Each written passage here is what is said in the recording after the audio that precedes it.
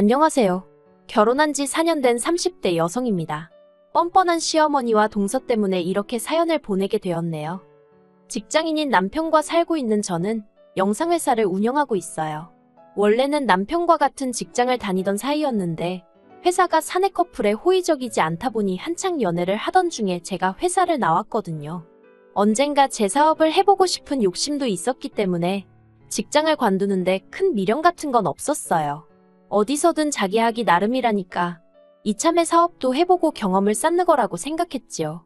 제가 대학에서 미디어 쪽을 전공하기도 해서 나름대로 자신도 있었고요. 그래서 힘든 시기도 있긴 했지만 1년 만에 흑자 전환하고 지금은 월 매출 7, 8천은 거뜬히 나옵니다. 직원 수가 4명이라서 월세 내고 어쩌고 해도 제가 한 달에 1,000만 원 플러스 알파로 가져오고 있네요. 반면에 남편은 연애 때부터 지금까지 같은 회사를 다니고 있어요. 남의 일을 폄하하고 싶지는 않지만 9시까지 출근해서 5시면 퇴근하는 부서라 체력적인 면에서는 저보다 편할 거예요. 본인도 그렇게 생각하는 눈치고요. 하지만 제가 이렇게 사연을 쓰게 된 결정적인 이유는 남편 때문이 아닌 시댁 식구들 때문입니다. 아버님은 공직에 계시다 은퇴를 하셨고 어머님은 평생을 전업주부로 사셨어요. 그래서 아이 낳고 키우는 게 여자의 최고 미덕이라고 생각하시는 분이지요. 그래서 처음 제가 결혼 허락을 받기 위해 인사를 드리러 갔을 때 제가 사업을 한다는 소리를 듣고 꽤나 불편한 기색을 내비추셨습니다. 하지만 나중에 식을 올리고 난 이후로는 누구보다 저를 자주 불러내셔서 이거 해달라 저거 해달라 요구가 많으신 분이셨지요. 그리고 시동생은 솔직히 제 주변에 시동생 같은 사람은 없었어요. 자기 미래에 대한 계획도 생각도 없어 보였거든요. 그래도 집신도 짝이 있다더니 시동생도 장가를 가긴 가대요. 시동생과 결혼한 동서도 겪어보니 시동생과 별반 다르지 않게 어처구니가 없는 여자였지만요. 아무튼 시동생은 어머님을 닮은 건지 인내심도 없고 끈기도 없어 한 직장에 진득하니 붙어있질 못하더라고요.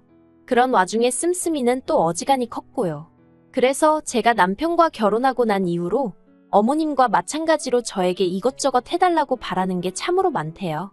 그리고 부끄러운 말이지만 저는 어머님이나 시동생의 행동이 철딱서니가 없고 잘못된 것을 알았으면서도 처음엔 좋은 며느리, 착한 형수 소리가 듣고 싶어서 그런 부탁을 제대로 거절하지 못했어요. 그러나 날이 갈수록 두 사람의 요구는 지나쳐만 갔고 도무지 안 되겠다 싶어서 언젠가부턴 제가 전화를 피한다던가 고의적으로 거리를 두기 시작했지요. 그러다 결혼한 지 2년이 좀 넘었을 때였습니다. 건강검진차 들린 병원에서 아무래도 자궁 쪽에 문제가 있는 것 같다는 소견을 듣게 되었고 찝찝한 마음에 여러 가지 검사를 받게 되었는데 난임이라는 청천벽력과도 같은 소식이었지요. 그 소리를 듣고는 정말 다리가 후들거리고 하늘이 무너지는 기분이었어요.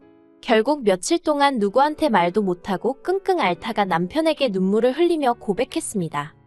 그런데 남편이 보여준 반응은 뜻밖이었어요.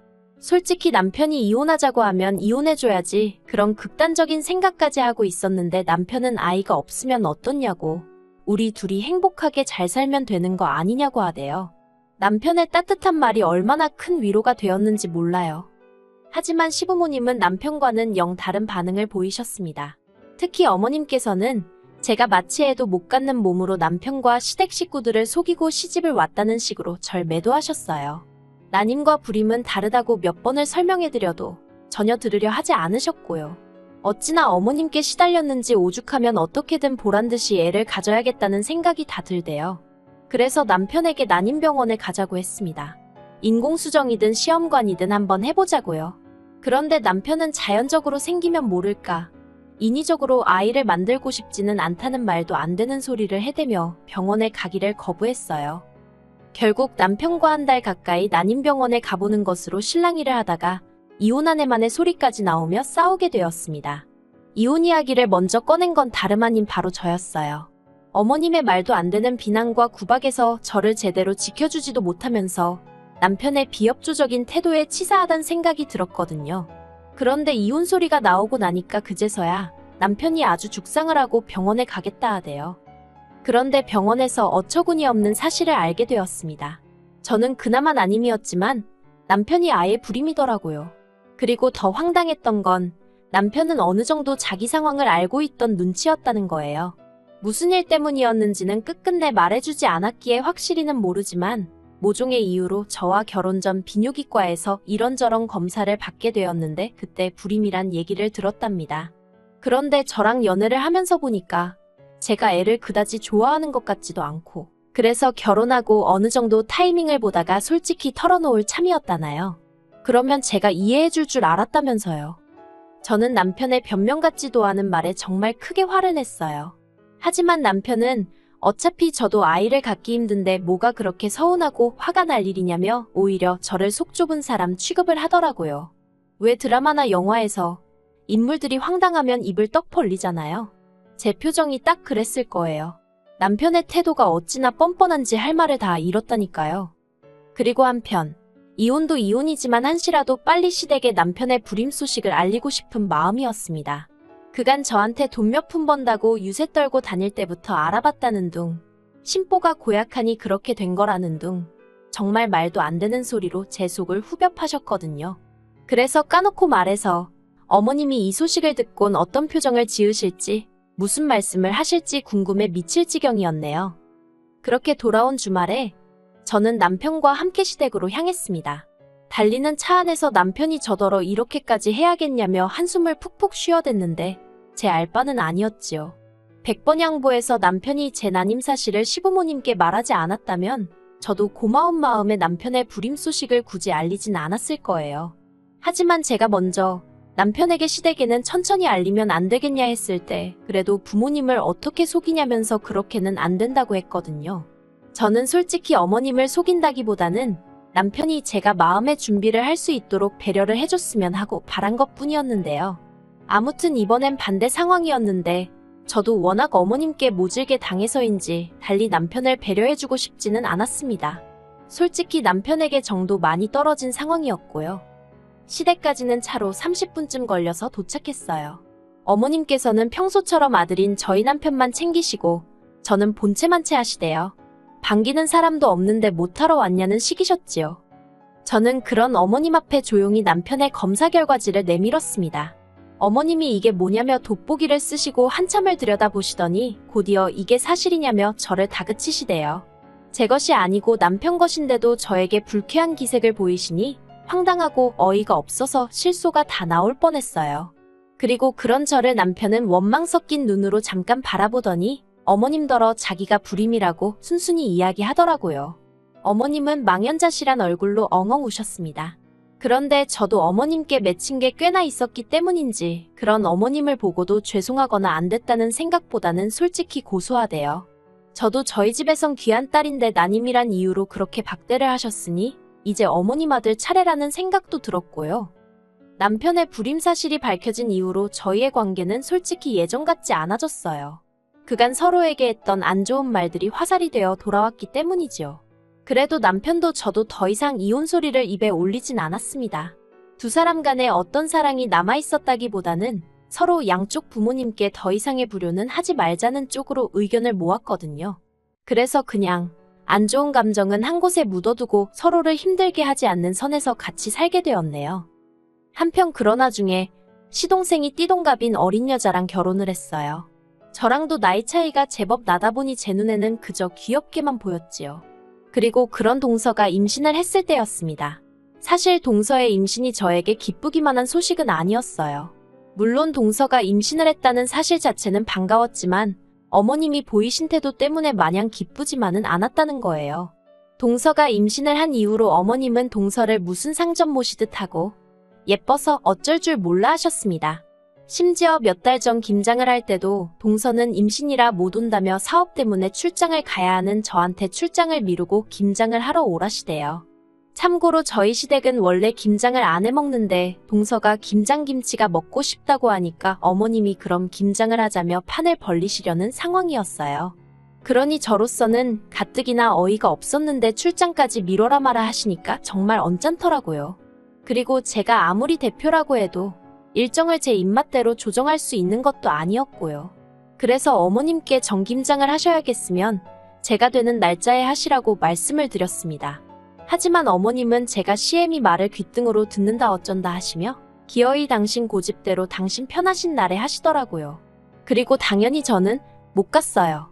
그랬더니 저 때문에 당신만 개고생을 했다면서 김치도 동선에만 딱 챙겨주시더라니까요. 솔직히 김장김치 그거 저도 친정에서 가져다 먹으면 되니까 안 주셔도 그만이에요. 하지만 어머님이 유치하게 행동을 하시니까 시쳇말로 치사하고 더럽다 싶었지요. 말이 나왔으니 말이지만 어머님은 저와 동서를 날이 갈수록 대놓고 차별하셨어요. 다 함께 음식을 먹을 때도 동서가 좀 잘 먹는다 싶으면 모든 반찬을 그쪽으로 밀어주시대요. 그리고 언젠가부터 동서도 그런 어머님의 특별 대우를 조금씩 즐기는 눈치였습니다. 말로는 미안하다 하면서도 제가 음식하고 설거지하는 동안 어머님하고 같이 소파에 앉아 TV를 보며 아무 일도 하지 않았거든요. 제가 하는 말은 임신한 동서가 저와 똑같이 일을 해야 한다는 게 아니에요. 동서가 못하면 시동생이 할 수도 있는 거고 적어도 저만 할 필요는 없는 거란 이야기지요. 그런데 언젠가부터 어머님의 주도하에 집안 분위기가 모든 자빌은 제 몫이 되어가더라니까요. 그래서 한 번은 어머님 아버님 보시는 앞에서 남편한테 고무장갑이랑 앞치마 벗어주고 당신이 하라 했습니다. 왜 매번 이 집에 오면 나만 일을 하는 거냐고. 아주 어머님이고 아버님이고 시동생이고 동서고 전부 다 들으라고 소리를 지르면서요. 그러다 제가 정말 폭발하게 된 건 얼마 전 어머님이 하신 황당한 말씀 때문이었어요. 동서가 산후조리원에 가고 싶어 하는데 앞서 말씀드렸다시피 시동생은 진득하니 일을 하는 인간도 아니고 그렇다 보니 모아놓은 돈이고 뭐고 없어요. 말이 나와서 말이지만 그런 남자 뭘 보고 동서도 시집을 온 건지. 물론 저라고 아주 성공적인 결혼 생활을 하고 있는 것도 아니니 제가 할 말은 아닌 것 같기도 하네요. 아무튼 시동생의 재정 상태가 좋지 않다 보니 동서가 가고 싶어하는 산후조리원은 버거운 모양이었습니다. 그런데 어머님이 저더러 그 산후조리원비를 대신 내주면 어떻겠냐고 하시는 거예요. 당연히 저는 싫다고 했어요. 제가 그걸 왜 내줘야 하냐고 오히려 반문을 했지요. 그러자 어머님께서 하신다는 말씀이 그럼 그 돈 다 벌어서 뭐 할 거냐입니다. 저희는 어차피 애도 안 생길 텐데 늙어 죽어서 그 돈 다 싸들고 갈 거냐면서 시동생 내외하고 나눴으면 좀 좋냐는 거예요. 어이가 없어서 제 어머님더러 남 좋은 일 시키려고 밤낮으로 발에 물집 잡히게 뛰어다니며 일군 사업이 아니라고 쏘아붙였어요. 그런데 거기서 동서가 비위가 상했는지 한마디 하더라고요. 자기도 제 도움 같은 건 원하지 않는다면서 대신 자기가 애를 낳으면 그 애가 커서 저를 들여다보기나 할지는 모르겠다나요. 어이가 없어서 시조카한테 도움 안 받아도 된다고 그렇게 궁색하게는 안 산다고 받아쳤습니다. 하지만 동서는 계속해서 자식이 어쩌고 하면서 저를 빈정대기 바쁘대요. 정말이지 얼마나 불쾌하던지 더는 자리를 지키고 있을 수가 없었습니다. 머릿속에서 인내심의 한계가 끊어지는 기분이었거든요. 바로 자리에서 일어나 제 가방을 챙겼고 현관으로 향했습니다. 그런데 이렇게 나가면 할 말도 제대로 못하고 나가는 거니 제가 금방 후회하게 생겼대요. 그래서 에라 모르겠단 심정으로 다시 집 안으로 들어가선 어머님더러 앞으로도 예뻐 죽겠는 둘째 며느리만 옆에 딱 끼고 사시라 했습니다. 그리고는 그동안 제가 그래도 남편이 불임인 걸 떠나서 저도 저대로 손주 하나 못 안겨드리는 게 죄송해서 다른 부분으로 좋은 며느리가 되어드리려고 여러 가지로 참고 어머님 비위 맞추며 살았는데 이제 그러고 싶지 않다고 목소리를 높였어요. 그러자 어머님이 아주 가관이라시면서 그러면 못하러 당신 아들과 사냐입니다. 잘난 니 혼자 살지 그러냐고요. 예전에는 이혼이라면 그래도 겁도 나고 그랬는데 그땐 뭐 그런 생각도 안 들대요. 그래서 맞는 말씀이라고 정말이지 이참에 이혼해야겠다 했습니다. 그리고는 남편더러 당신도 당신 어머니가 하는 소리 잘 들었냐고 이대로 헤어지자고 악다구니를 썼지요. 그러자 남편이 이혼은 무슨 이혼이냐며 저를 잡더군요. 그리고는 어머님더러 왜 괜한 소리를 하냐면서 저보다 더 크게 소리를 지르기 시작했어요. 그리고는 그나마 시댁이고 시동생이고 이만큼 해놓고 사는 게 다 제 덕인데 그건 다 잊은 거냐면서 자기 가슴을 내리치더라니까요. 사실 남편이 시댁에 매달 100만 원씩 보내주고 있었는데 남편 월급은 뻔하잖아요. 그래서 생활비 대부분을 제가 내는 일이 많았거든요. 그래도 남편 자존심 상하고 그럴까봐 돈 가지고 생색낸 적은 없어요. 그런데 남편이 나름대로 저한테 고마운 마음을 갖고 있긴 했던 모양이더라고요. 그래서 그날을 이후로 남편과 저는 시어머니도 시동생도 그리고 잘난 동서도 안 보고 지내고 있어요. 아들을 낳았다는 소식은 들려왔지만 10,000원 한 장 안 보냈습니다. 원래는 사이만 괜찮았으면 유모차부터 시작해서 웬만한 건 제가 다 해주고 싶었거든요. 그런데 엄마 아빠라는 사람들한테 정내미가 떨어져서인지 애도 어떻게 생겼는지 궁금하지도 않고 돈도 일절 쓰기 싫으네요. 저는 이제 숙이고 들어갈 이유도 없고 시댁에 아쉬운 것도 일절 없으니까요.